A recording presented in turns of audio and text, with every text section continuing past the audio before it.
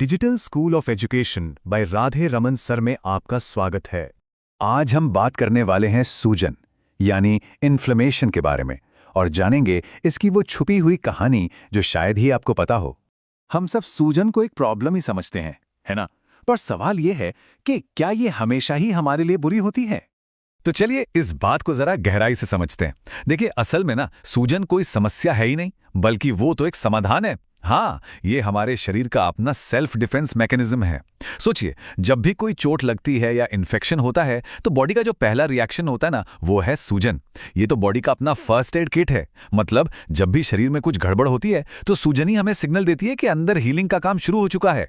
तो चलिए अब ये समझते हैं कि आखिर कैसे यही सूजन हमारे शरीर के लिए रक्षक भी बन सकती है और भक्षक भी। अब देखिए, सूजन होती है दो तरह की और यहीं से पूरी कहानी इंटरेस्टिंग हो जाती है। पहली होती है एक्यूट सूजन। ये अच्छी वाली सूजन है। मतलब ये थोड़े ही समय के लिए होती है। जैसे कहीं चोट लग जाए तो वो जगह लाल हो जाती है, सूज जाती है ना? ये बॉडी का फौरन वाला रिएक्शन है जो घाव भरने में मदद करता है। लेकिन दूसरी तरफ है क्रॉनिक सूजन और ये है असली विलेन। ये लंबे समय तक बनी रहती है और मजे की बात यह है कि इसके कोई बाहरी लक्षण भी अक्सर नहीं दिखते। ये चुपचाप धीरे धीरे शरीर को अंदर से खोखला करती रहती है। तो फिर सवाल ये उठता है कि इस खतरनाक और छिपी हुई क्रॉनिक सूजन को आखिर पहचाना कैसे जाए? इसके वार्निंग साइन क्या हैं? तो सबसे जरूरी बात यह है कि शरीर हमें इशारे देता है, हमें बस उन्हें समझना है। पहला संकेत है लगातार थकान। अगर बिना किसी वजह के हर वक्त थका थका और भारीपन महसूस हो तो ये सूजन हो सकती है। दूसरा, पाचन से जुड़ी परेशानियां जैसे पेट फूलना, गैस बनना या एसिडिटी। तीसरा संकेत हमारी स्किन देती है। अगर बार बार मुहासे हो रहे हैं, एक्जिमा है या स्किन एकदम डल दिख रही है तो ये भी एक साइन हो सकता है। चौथा है बिना किसी वजह के वजन का बढ़ना।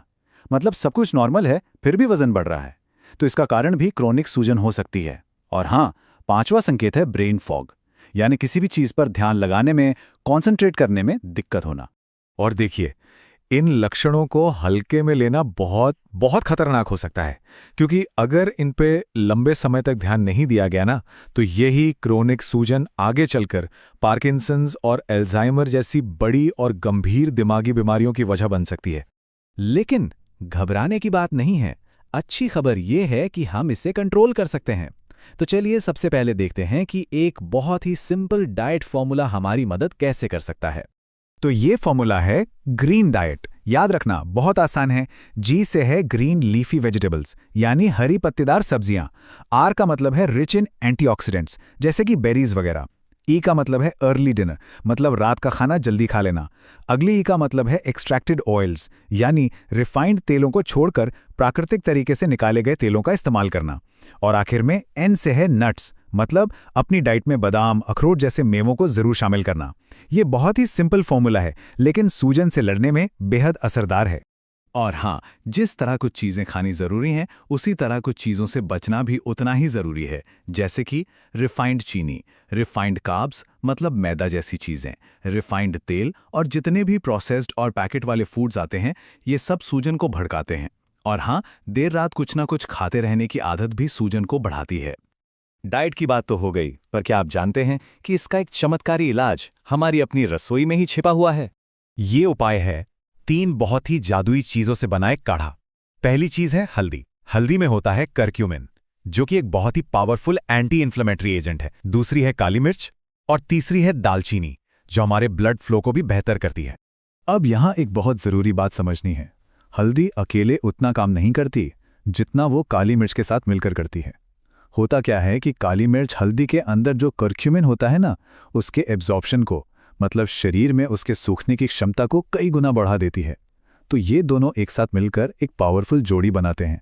तो बस इन तीनों चीजों को मिलाकर एक पावरफुल एंटी इन्फ्लेमेटरी ड्रिंक तैयार कर लीजिए।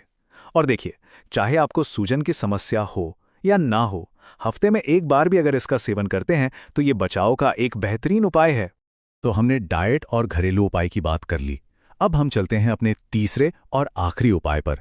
ये उपाय हमारे खाने पीने से नहीं बल्कि हमारे मन और दिमाग से जुड़ा है, क्योंकि ये जानना बहुत जरूरी है कि क्रॉनिक स्ट्रेस यानी लंबे समय तक रहने वाला तनाव वो भी क्रॉनिक सूजन का एक बहुत बड़ा कारण है। और इस तनाव को कम करने की एक बहुत ही आसान तकनीक है 4-7-8 ब्रीदिंग। ये एक बेहद सिंपल लेकिन बहुत ही असरदार तरीका है जो हमारे नर्वस सिस्टम को तुरंत शांत कर देता है, जिससे स्ट्रेस कम होता है और सूजन पर भी लगाम लगती है। इसे करना भी बहुत आसान है, चलिए समझते हैं। सबसे पहले 4 सेकंड तक धीरे धीरे अपनी नाक से सांस अंदर लेनी है, ठीक है? फिर 7 सेकंड के लिए सांस को अंदर रोक कर रखना है और आखिर में 8 सेकंड तक धीरे धीरे अपने मुंह से सारी सांस बाहर छोड़ देनी है। बस इस प्रोसेस को कुछ बार दोहराने से ही मन एकदम शांत हो जाता है और शरीर को बहुत रिलैक्स महसूस होता है। तो देखिए, डाइट, एक घरेलू काढ़ा और सांस लेने की एक सरल सी तकनीक, सेहत की चाबी सच में हमारे अपने ही हाथों में है। तो सवाल बस इतना है कि क्या हम इस बदलाव के लिए तैयार हैं?